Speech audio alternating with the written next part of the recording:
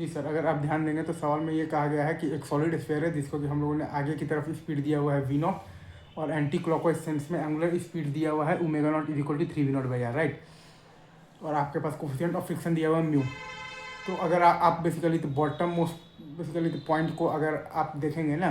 तो वो ग्राउंड के रिस्पेक्ट में फॉरवर्ड डायरेक्शन में मूव कर रहा है, मतलब कि फॉरवर्ड स्लिपिंग है तो काइनेटिक फ्रिक्शन फोर्स आपका लग रहा है बैकवर्ड डायरेक्शन में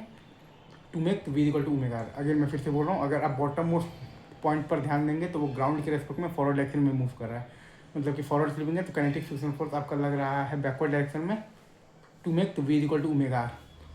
तो चूंकि काइनेटिक फ्रिक्शन फोर्स जो है वो आपका पास कर रहा है पॉइंट पी से, तो काइनेटिक फ्रिक्शन फोर्स का टॉर्क अगर आप निकालेगा तो वो पॉइंट पी के अबाउट जीरो है, तो आप बेसिकली पॉइंट पी के अबाउट एंगुलर मोमेंटम कंजर्वेशन लगा सकते हैं। तो वही काम हम लोगों ने किया है। तो क्या आया है, mv0r माइनस आया है 2/5 mr² इंटू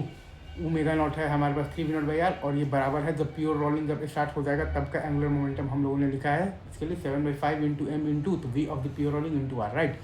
तो यहाँ से आपके पास v of the pure rolling का वैल्यू आ गया है -v0/7 और omega of the pure rolling का वैल्यू आ गया है -v0/7r। अब चूंकि अब जब बॉटम मोस्ट जब पॉइंट को आप ऑब्जर्व करेंगे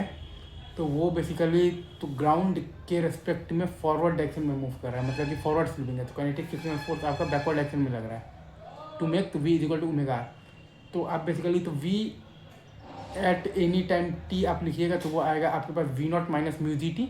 और ये आपका बेसिकली बराबर आएगा omega at any time t. Omega होता है आपके पास अल्फा टी, अल्फा होता है आपके पास टॉर्क बाई आई, मतलब कि mu m g R by I है आपके पास 2/5 mr² इंटू टी, और माइनस आपके पास बेसिकली इनिशियल ओमेगा नॉट जो है आपके पास तो 3v0/r इंटू आर। तो यहाँ से आपके पास जो टी का वैल्यू आ गया है वो आ गया है आपके पास 8v0/7 म्यू जी। तो वी प्योर रोलिंग आ गया है -v0/7 और ओमेगा प्योर रोलिंग आ गया है -v0/7r। तो अब अगर आपसे कोई ये बोल दे कि आप बताइए work done by the kinetic frictional force, 7/10 into m into तो वी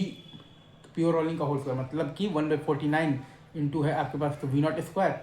अगर मैं फिर से बोल रहा हूँ 7/10 इंटू m इंटू तो वी प्योर रोलिंग का होल स्क्वायर, मतलब कि 1/49 इंटू है आपके पास v0m, मतलब कि स्क्वायर, और माइनस है आपके पास हाफ m v0² और प्लस है आपके पास हाफ आई है आपके पास बेसिकली तो क्या है 2/5 mr² इंटू है आपके पास ओमेगा नॉट का होल स्क्वायर, मतलब कि 3v0/r का होल स्क्वायर। इजी।